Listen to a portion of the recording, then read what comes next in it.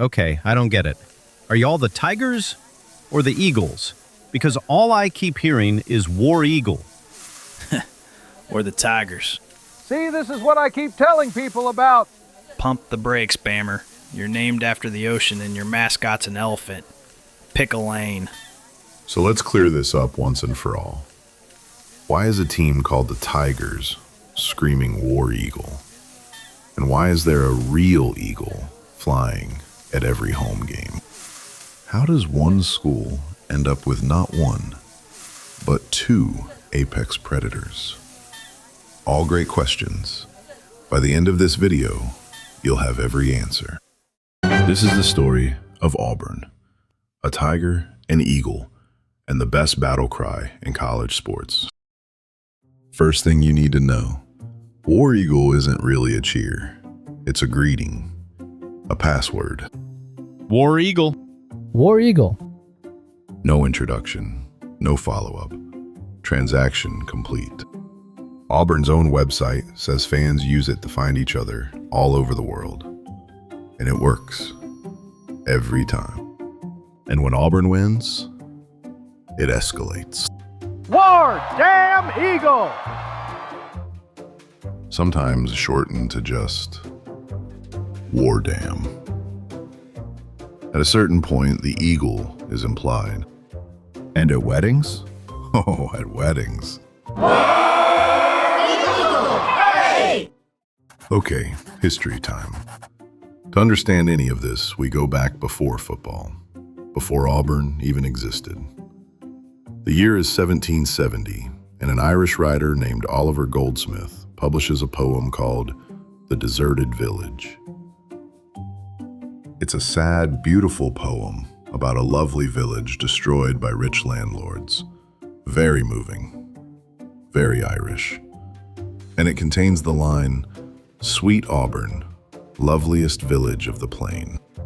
Fast forward to 1836, Alabama. A group of settlers needs a name for their brand new town, and one young lady, mid-poem at the time, pipes up. Ooh, what about that poem? Boom. Auburn, Alabama. Named after a fictional village in a poem about a village that gets destroyed.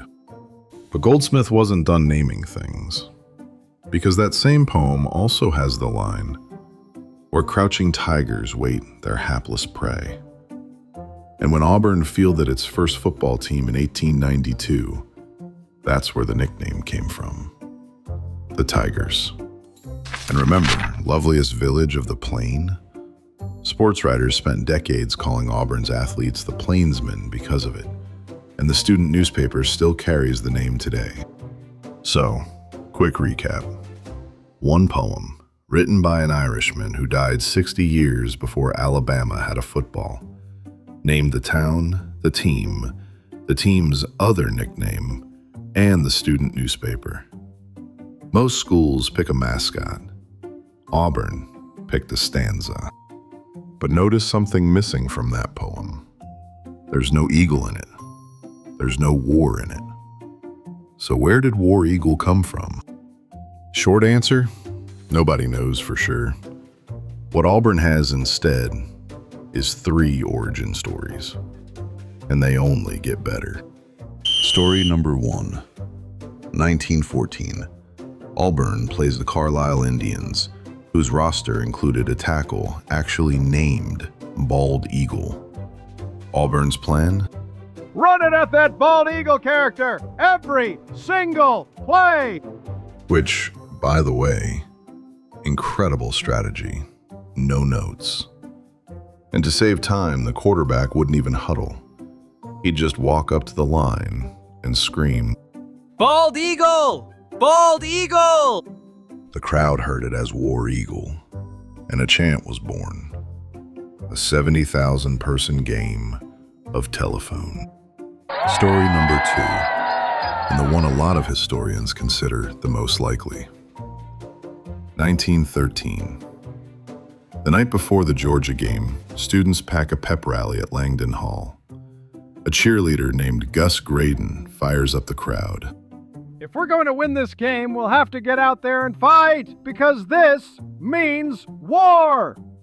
In the chaos, a student named E.T. Enslin, in full military dress uniform because it's 1913, and that was apparently normal pep rally attire, notices something fell off his hat. He picks it up. Hey, what is it? He holds it up and yells back, It's a war eagle! and the crowd just started chanting it. Because crowds in 1913 were starving for content. And then there's the big one. The most popular origin story of them all. The one you'll hear at every tailgate in the state of Alabama. The year 1864. A soldier lies wounded on a Civil War battlefield. As he comes to, he finds the only other survivor, a baby eagle, also wounded. The soldier nurses the bird back to health and keeps him for almost 30 years. By 1892, the soldier is an old man, and he brings his old eagle to Piedmont Park in Atlanta to watch Auburn play Georgia, the very first game of what becomes the South's oldest rivalry.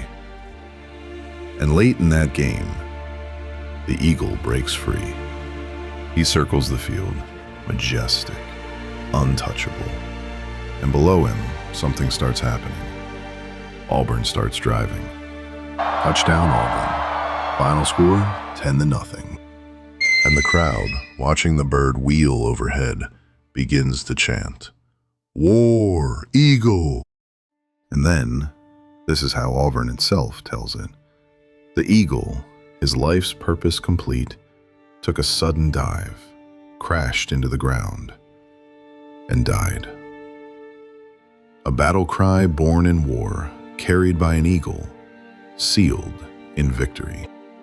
Now, is it true? Here's the thing. The earliest anyone has ever found that story in print is 1959, a student newspaper column, 67 years after the game. And Auburn's collective response to that little detail has been, roughly, don't care. War Eagle. They will absolutely carve it in stone. Now, here's where Auburn could have kept things simple. They did not. In November 1930, a farmer near Auburn finds a golden eagle tangled in his pea vines. And he does what anyone would do with a majestic apex predator. He sells it to some college students for $10. That Saturday, Auburn beats South Carolina 25-7.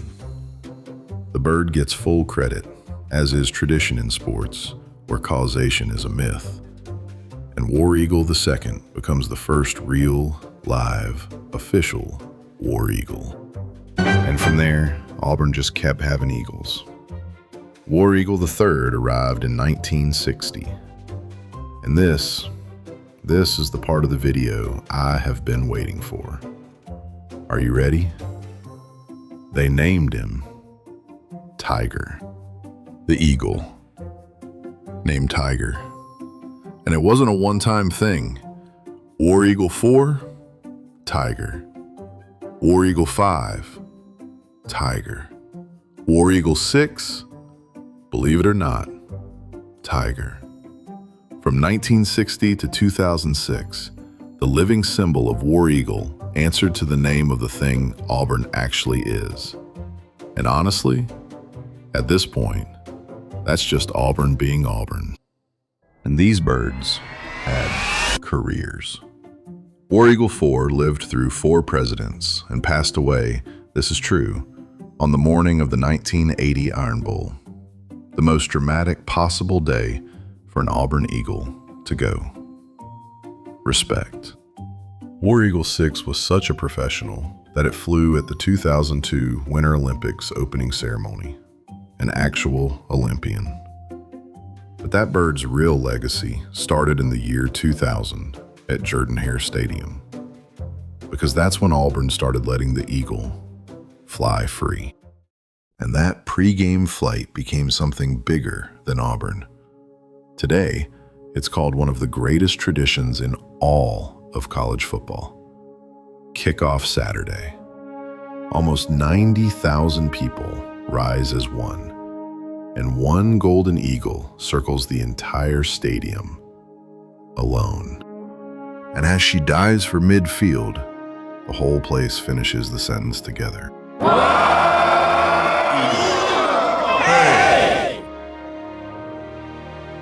The current flyer is Aurea, War Eagle the 8th, a golden eagle found injured near Selma, nursed back to health at Auburn's Raptor Center, now rocking a 6.5-foot wingspan and the single best job in the state of Alabama.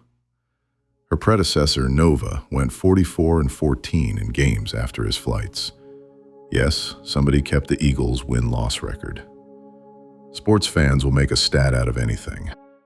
Okay, you say, but I've seen Auburn's mascot, and it's a fuzzy tiger in a Letterman sweater. Correct, that's Aubie, the final glorious layer of this lasagna. Aubie was born in 1959 as a cartoon on the cover of a football program, drawn by a newspaper artist named Phil Neal. And Auburn won the first 9 games he appeared on. The cartoon was undefeated into November. For 20 years, Aubie only existed on paper.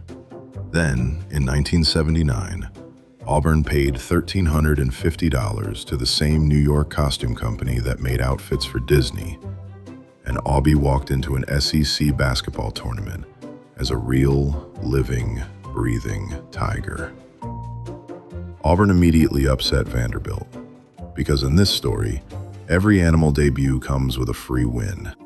And since then, Aubie has won 11 national mascot championships, more than any mascot in America. He was the first college mascot inducted into the Mascot Hall of Fame. Auburn's other tiger is the most decorated animal in the country. So, let's go back to the tailgate and settle it. Auburn's teams, the Tigers, from a poem written in 1770. The town, also the poem. The Plainsman thing, poem again. War Eagle, a battle cry, a greeting, and a password. Origin unknown, and honestly, better that way. The bird at the games, a real golden eagle, 8th of her name, 4 of whose predecessors were named Tiger. And the furry guy doing push-ups after every touchdown, that's Aubie. He's a tiger. He's won more titles than anybody. One school, a tiger, an eagle. 3 names, 4 animals if you count the cartoon, and total confidence about all of it. It shouldn't work. It absolutely works. See? Simple. War Eagle. War Eagle. Roll Tide. And if your school's traditions make even less sense than this, and they might, tell me in the comments. That's a future episode. The elephant guy? Maybe a future episode.